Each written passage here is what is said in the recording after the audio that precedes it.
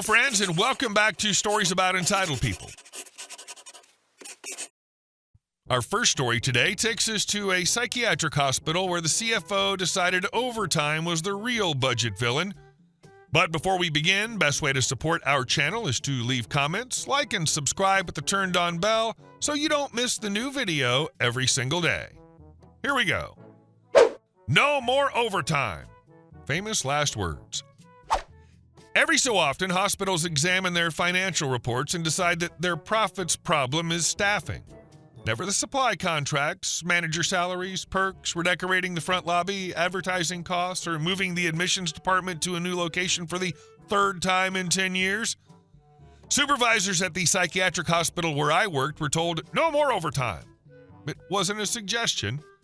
The problem was that the pool of qualified staff in the community willing to work there was not that large. As a result, some of our lower-paid staff technicians worked 60 to 80 hours a week to bring staffing levels up to the required minimum, as well as make ends meet at home.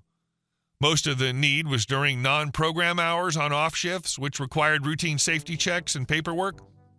One weekend, I had to replace 3 staff on the same night at short notice. I was able to get 2 techs from the in-house pool at regular rate. After spending 2 more hours calling every other staff person on the roster, I scheduled a full-time tech for overtime. I caught hell later in the week when time cards were reviewed for payroll.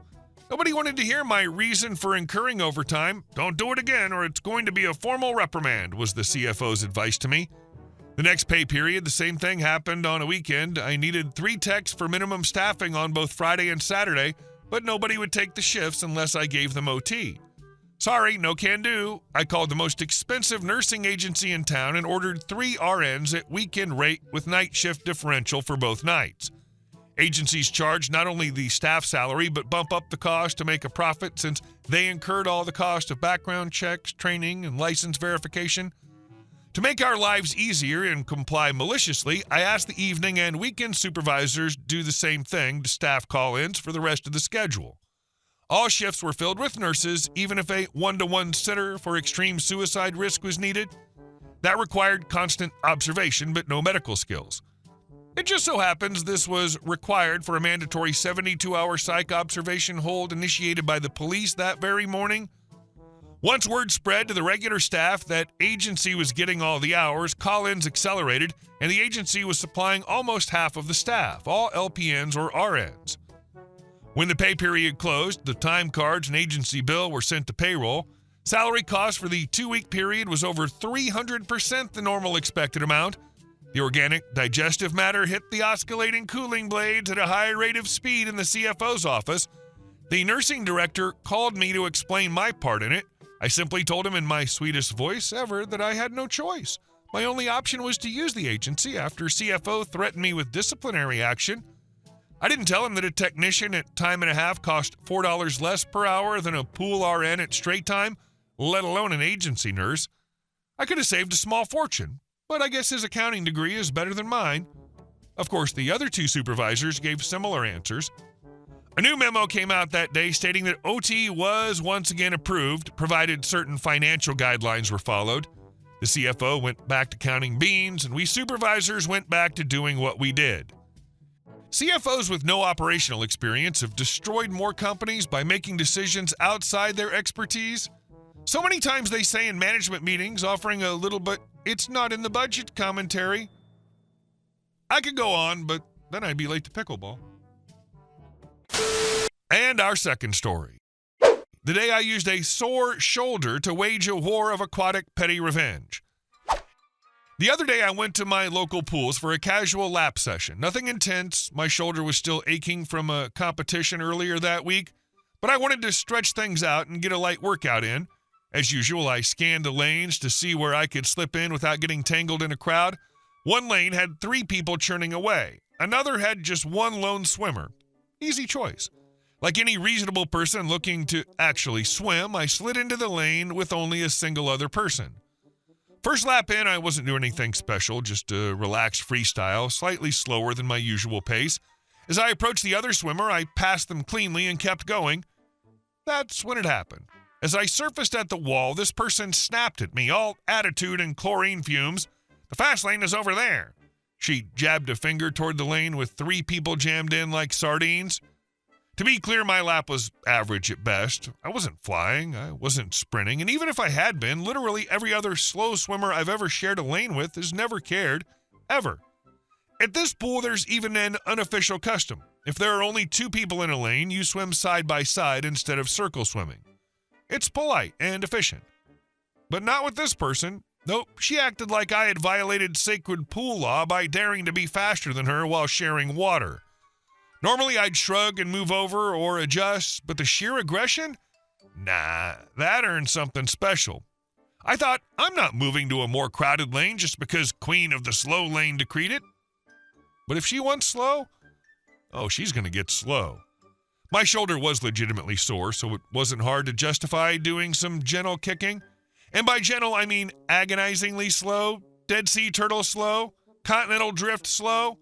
Slow enough that she actually started overtaking me. And I made sure every moment of it was inconvenient for her. Every time she got close to the wall, I'd push off just early enough to force her to slow down. I held the exact middle of the lane whenever she looked like she was thinking about passing. Not blocking, just inconvenient. That perfect passive-aggressive sweet spot. I wasn't breaking rules, I wasn't unsafe, but she absolutely felt it. About 10 minutes into my masterpiece of petty aquatic compliance, 2 old-timers hopped into our lane. Bless these legends. They were the kind of swimmers who have perfected the slow and steady wins absolutely nothing but inner peace stroke. So I adjusted. I lined myself up beside one of the old-timers, always just slightly trying to overtake, but never quite doing it. Together, we formed an elegant wall of mild irritation. My queen of the lane was now trapped behind a shifting barricade of 3 slow swimmers. Every time she tried to go, one of us was right there, swimming legally, politely, and inconveniently. I kept glancing back during breath cycles, watching her stop every few seconds, visibly seething, probably reconsidering all her life choices. Truly, it was the closest I've ever come to experiencing divine justice in chlorinated form. Eventually, after enough emotional turbulence, she snapped. She climbed out of the pool in a huff and stomped away like someone who'd just lost a fight with gravity. And the instant she left, I went back to swimming at my normal pace. Smooth, fast, effortless laps. Every time I hit the wall, I made sure to glance up toward where she had stormed off, just in case she happened to be looking. I wanted her to see. Meanwhile, the old-timers couldn't have cared less. They didn't mind me swimming fast. No one else who joined that lane minded either, just her. Here's the thing. I have 0 issues sharing lanes, switching lanes, or adjusting if someone asks politely. But bark at me? Try to boss me around when I'm already being courteous? Congratulations. You get the slowest, most inconvenient kicking session of my career. And our next story. She thought her weekend parties were untouchable. A court order and a call to her job proved her wrong. We live on a street that used to be quiet. Until the family 2 doors down turned their backyard into an every weekend nightclub. Pool parties that started at 3 p.m. and ended whenever the last guest stumbled home. Barbecue smoke, glass clinking, bass shaking the windows, and a homeowner who treated the whole neighborhood like her personal festival ground. My mom's arthritis flare-ups got worse from all the sleep loss. Neighbors started avoiding their porches. One friend even moved away because she couldn't take it anymore. That's the kind of chaos I'm talking about. One Saturday, it finally boiled over. The party was winding down around midnight, the drunk kids were leaving, there were cigarette butts everywhere, and Linda, we call her Screaming Sue, was wobbling at the edge of her pool with a drink in one hand and a phone in the other. My mom walked over to her like she had the right to. She's been kind, she's tried talking, she's never been the type to escalate. She asked, politely at first, if they could quiet it down. Linda laughed, called her a grumpy old busybody, and then things devolved fast. I'd been filming from my kitchen window because my gut told me this wouldn't end clean. That's probably the oldest content creator reflex in the world, but it saved us. Linda started mouthing off and then, full volume, yelled, "I'm gonna beat the effing crap out of you," right at my mom. Some of the guests cheered like it was the main event. My neighbor 2 houses over called 999, and thank God he did. He'd been at peak patience for months and finally cracked. Cops arrived and broke up the shouting match. Linda slurred that she'd been joking. Guests said it was all blown out of proportion. My mom was shaking. I was shaking. But the footage was clear. An explicit assault threat, direction and volume all recorded. We spoke to the officer that night. He was calm and told us we could pursue a restraining order given a direct threat and that the recording would make the process straightforward. We went home, watched the clip again, and I slept maybe 2 hours before making the call to the legal clinic that handles neighborhood harassment. They were blunt and efficient. Bring the video, file the paperwork, be in court on the day. Court was surreal. Linda showed up looking like she'd slept on a pile of party cups and tried to claim she never threatened anyone, that she was misunderstood, and that we were just mean busybodies. I asked the judge if I could play the recording. The sheriff wheeled over the evidence projector, and the whole courtroom watched Siren Sue shriek the threat back at my calm, trembling mother. There was a long, dead silence when the video finished. The judge didn't even hesitate. He granted a protective order on the spot. Stay away, no contact, no harassment. Linda broke down in tears that looked just shy of theatrical. She begged the judge to reconsider. He didn't. We walked out of court with paperwork that made my mom breathe easier for the first time in months. But that wasn't the end. I'd seen on the back of Linda's car a sticker from the daycare where she worked. That single detail gnawed at me. She'd threatened to beat an elderly neighbor and then went back to looking after kids? No, not on my watch. I made a call from a friend's phone to the daycare director and, without naming names beyond the facts the court had documented, explained we'd just had a successful hearing about a violent threat. I didn't embellish. Court records speak for themselves. A few days later, the sticker was gone. Linda stopped being seen on morning school runs. She barely leaves the house now. Best part of all, the party stopped completely. The pool has been silent for a month. The whole neighborhood exhales. Neighbors who used to cross the street to avoid the noise have been dropping over with pies and chocolates, telling my mom how relieved they are. I get it. Firing someone and taking their livelihood's nothing to celebrate lightly, but we lived with a woman who thought threats were a cute party trick. She made it impossible for the rest of us to live. If Linda learned anything from the courtroom, it's this. You don't get to terrorize your neighbors and then keep showing up in the community like nothing happened. People noticed we had evidence. People noticed the police came. And when civic structures are used, they move fast. So yeah, we're sleeping again. Mom's arthritis pain is eased. Our windows aren't vibrating at 2 a.m. And I got the clip tucked away just in case some future party host needs a reminder that there are consequences to turning an entire street into a venue for mayhem. And our last story. I bought some land, a house, and, by accident, an entire public park. Well, public, that's what the locals think it is. According to my lawyer, it's actually an easement, meaning the public uses it out of long habit. But the land is still fully mine, and every liability falls squarely on my shoulders. Lucky me. The place sits on a corner lot across from an elementary school. The previous owner was a well-loved local philanthropist who apparently didn't mind funding half the town and let the kids use his land as a park for years. He maintained it, donated equipment, organized yearly cleanups, basically treated it like a gift to the town. When he passed away, everything went into a sale package, which I bought. I knew the property had a big green area. I didn't know I had inherited a de facto community space where dozens of kids run around every afternoon, parents set up birthday parties, and the school uses for overflow recess when they feel like it. Didn't take long to realize what I'd stepped into. The first week after moving in, I found trash from the school lunch hour, a broken swing, 2 dogs off leash, and a dad I'd never seen setting up a bounce house like it was his turn to host a neighborhood festival. When I asked who organized the event, he shrugged and said, No, we all just use it. It's the park. No, not the park, my yard. When I spoke with the mayor's office, they admitted very politely that they knew the land was privately owned but had no budget to convert it into public land. I even offered to donate it for free if they took full responsibility for liability and maintenance.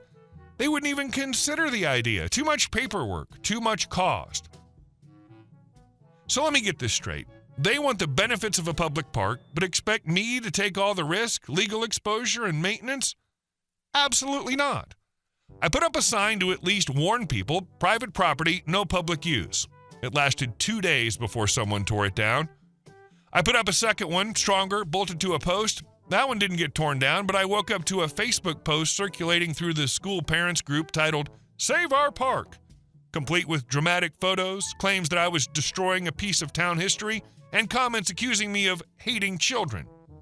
People I'd never met acted like I'd stolen their inheritance. Some parents even showed up on my doorstep saying things like, "You bought a house, not a whole community landmark. You can't just take a park from children. It's been public for decades. You can't change that." I calmly explained that it was never public. They calmly ignored me. When 2 kids fell off that old swing set and one parent threatened to hold me responsible if something happened, I realized the town expected me to be their free groundskeeper and their lawsuit target.